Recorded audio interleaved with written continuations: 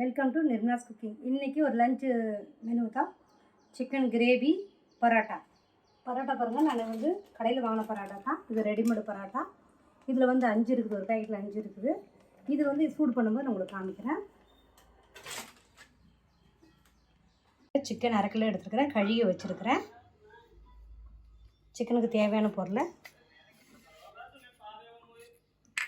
தக்காளி பாருங்கள், பெரிய தக்காளி 2 எடுத்துருக்கிறேன். வெங்காயம் ஒரு 3 எடுத்துருக்குறேன், பெரிய வெங்காயம். பெரிய வெங்காயமே பெருசாக எடுத்துருக்குறேன். சோம்பு ஒரு 1/2 டீஸ்பூன் எடுத்துருக்கிறேன். பச்சை மிளகாய் 4. தேங்காய் ஒரு 1/2 மூடி எடுத்துருக்குறேன், பச்சை தேங்காய். தயிர் ஒரு கப் எடுத்துருக்கேன், சின்ன கப்பில். இது வந்து ஒரு 50 கிராம் இருக்கும். இது வந்து கொத்தமல்லி தழை. எலுமிச்சை பழம் பாதி விட்டுக்கலாம். தக்காளி கொண்டு சொல்லிவிட்டேன். இஞ்சி பூண்டு பேஸ்ட்டு வந்து நான் வீட்டிலே ஃப்ரெஷ்ஷாக அரைக்கிறது. இது வந்து ஒரு 2 3 ஸ்பூன் போட்டுக்கலாம். இது வந்து சின்ன ஸ்பூன் தான். நான் எப்போவுமே இஞ்சி பூண்டு பேஸ்ட்டு எங்கள் வீட்டில் அரைச்சி தான் யூஸ் பண்ணுவேன். அப்புறம் உப்பு. இதில் பாருங்கள், கொத்தமல்லி தூள் 2 ஸ்பூன் எடுத்துருக்கேன், பெரிய ஸ்பூனில். இது வந்து கரம் மசாலா ஒரு 1/4 டீஸ்பூன் எடுத்துருக்கிறேன். மஞ்சள் தூள் 1/2 டீஸ்பூன். காரத்துக்கு ரெட் சில்லி பவுட்ரு 2 ஸ்பூன் எடுத்துருக்கிறேன். இது வந்து சிக்கன் மசாலா. சிக்கன் மசாலா வந்து 1/2 ஸ்பூன் எடுத்துருக்கிறேன். வாங்க இப்போ எப்படி செய்கிறதுன்னு பார்க்கலாம். பாருங்கள், கேஸ் ஆன் பண்ணிவிட்டேன். ஒரு கடாயை வச்சுருக்கேன். இப்போ வந்து சோம்பு போட்டுக்கலாம். வெங்காயம் சேர்த்துக்கலாம். நான் வந்து வெங்காயம் தக்காளி இதெல்லாம் ஃப்ரை பண்ணி அரைக்க போகிறேன். இது அப்படியே வெங்காயத்தோடு போட்டால் இவங்க சாப்பிட மாட்டாங்க, அதனால் ஃப்ரை பண்ணி அரைக்க போகிறேன். இது நல்லா வதங்கட்டும். இது கொஞ்சம் வதங்கின பிறகு அப்புறம் தக்காளி போட்டுக்கலாம். பக்கத்துலேயே வெங்காயமும் வதங்குது. இன்னொரு கேஸில் வேறு ஒரு கடாய் வச்சுருக்கேன், அதுவும் இப்போ சூடாகிடுச்சு. இப்போ வந்து அதில் வந்து இஞ்சி பூண்டு பேஸ்ட்டு போட்டுக்கலாம்.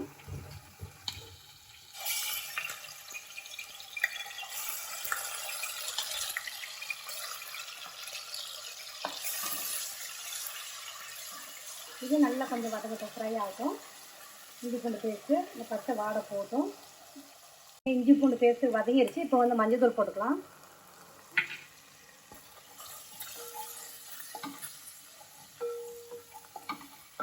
இதில் வந்து சிக்கனை சேர்த்துக்கலாம்.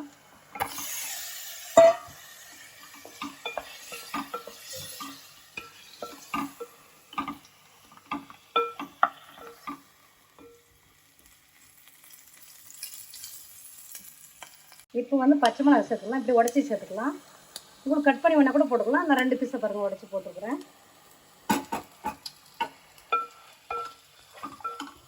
நல்லா வதங்கட்டும். பாருங்கள், பக்கத்தில் வெங்காயம் நல்லா ஃப்ரை ஆகிடுச்சு. இப்போ வந்து தக்காளி சேர்த்துக்கலாம். அது கூட மல்லி இலை சேர்த்துக்கலாம்.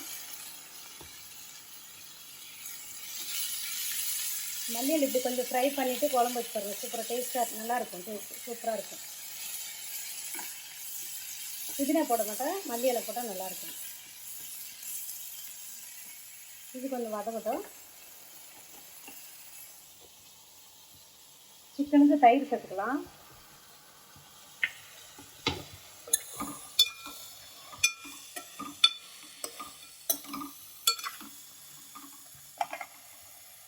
சிக்கனுக்கு தேவையான உப்பு சேர்த்துக்கலாம்.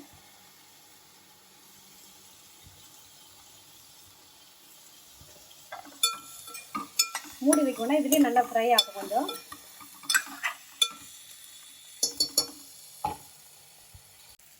இப்போ வந்து வெங்காயம் தக்காளி எல்லாம் நல்லா ஃப்ரை ஆகிடுச்சு. இப்போ வந்து தேங்காய் சேர்த்துக்கலாம்.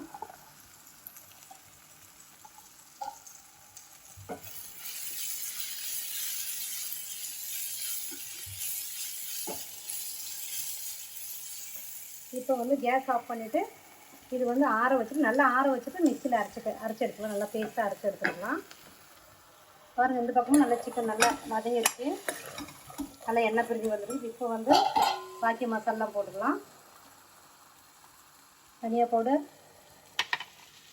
கரம் மசாலா, காரத்துக்கு red chilli powder, chicken masala இதை மிக்ஸ் பண்ணிக்கலாம் நல்லா.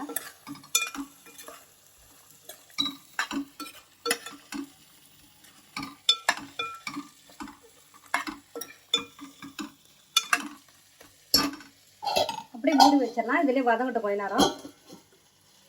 சிக்கன் எப்படி வந்துருக்குன்னு பார்க்கலாம். பாருங்கள், அந்த மசாலாவே நல்லா சூப்பராக வந்துருச்சு சிக்கன். இதே சாப்பிட்டா சூப்பராக இருக்கும், டேஸ்ட்டாக இருக்கும். நல்லா எண்ணெய் பிரிஞ்சு வந்துருக்குது. இப்போ வந்து பாருங்கள், மிக்ஸியில் இந்த மசாலா நல்லா அரைச்சி பேஸ்ட்டாக அரைச்சி எடுத்தோம். இது வந்து சேர்த்துக்கலாம். அதில் தண்ணி வந்து உங்களுக்கு குழம்பு எவ்வளோ திக்னஸ்னா அதுக்கு தகுந்த மாதிரி நீங்கள் தண்ணி சேர்த்துக்கலாம். திக்காக சேர்த்துக்கலாம், கொஞ்சம் தண்ணியாட்ட வேணால் கூட தண்ணி எடுத்துக்கலாம், நம்மளோட விருப்பம் தான்.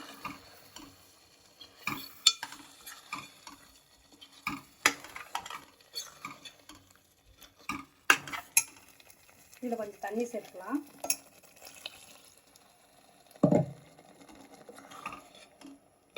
அது மாதிரி சிக்கன் இப்போயே பாதி வந்துச்சு. இன்னும் ஒரு நல்ல ஒரு 10 ஒரு 15 நிமிஷம் நல்லா கொதிக்கட்டும்.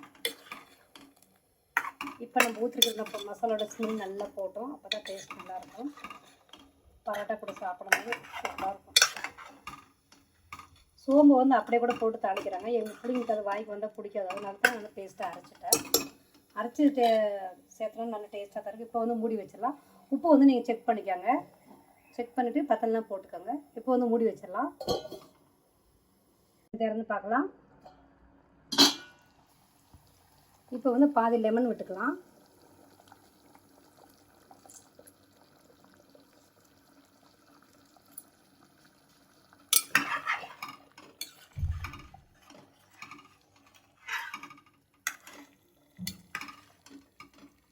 உப்பெல்லாம் செக் பண்ணிவிட்டேன்.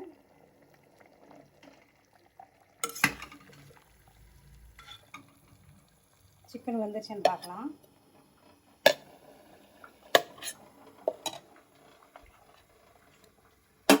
இன்னும் கொஞ்சம் வேகட்டும். மூடி வச்சிடலாம். இன்னும் ஒரு 10 நிமிஷம் வேகட்டும். பாருங்கன்னா பரோட்டா ஓப்பன் பண்ணிட்டேன். பேக்கெட்லேருந்து எடுத்துட்டேன், வெளியே எடுத்துட்டேன். பாருங்கள், இங்கே இதுக்கு பரோட்டான்னு சொல்லுவாங்க. நம்ம தமிழ்நாட்டில் பரோட்டான்னு சொல்லுவோம். அதுதான் இது. இது மைதா மாவில், கோதுமை மாவில் இப்போ கிடைக்கிது.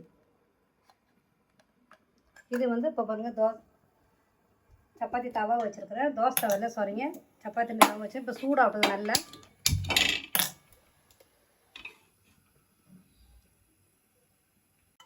பாருங்கள், சப்பாத்தி தவா சூடாகிடுச்சு. இப்போ வந்து எண்ணெய் விட்டுக்கலாம் மேலே.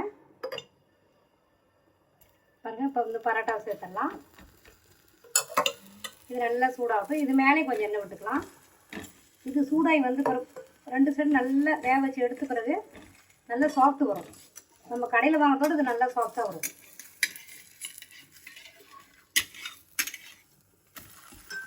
இந்த பக்கம் கொஞ்சம் எண்ணெய் விட்டுக்கலாம். பாருங்க, பரோட்டா நல்லா சூடு பண்ணி எடுத்துட்டேன். இப்போ வந்து இப்படி தட்டிக்கலாம். நல்லா பாருங்கள், நல்லா லேயராக வருது பாருங்கள். இந்த மாதிரி சூப்பராக இருக்கும் பரோட்டா. சாப்பிடும்போது இப்படி பிச்சு நம்ம சாப்பிட்டுக்கலாம். இப்படி சூப்பராக இருக்கு பாருங்கள் பரோட்டா. நான் இப்போ வந்து 2 சூடு பண்ணி எடுத்துருக்கிறேன். சிக்கன் குழம்பு பாருங்கள் ரெடி ஆயிடுச்சு. மேலே கொஞ்சம் கொத்தமல்லி தழை தூவிக்கலாம். ஆஃப் பண்ணிடலாம் கேஸை. குழம்பு ரெடி ஆயிடுச்சு பாருங்கள். சூப்பராக சிக்கன் கிரேவி ரெடி ஆயிடுச்சு. சாஃப்டாக ரெடிமேட் பரோட்டாவும் ரெடி ஆயிடுச்சு. நீங்களும் உங்கள் வீட்டில் செஞ்சு பாருங்கள். இந்த வீடியோ உங்களுக்கு பிடிச்சிருந்தா லைக் பண்ணுங்கள், ஷேர் பண்ணுங்கள், கமெண்ட் பண்ணுங்கள், சப்ஸ்கிரைப் பண்ணுங்கள். திருப்பி வேறு ஒரு வீடியோவில் பார்க்கலாம். பாய்.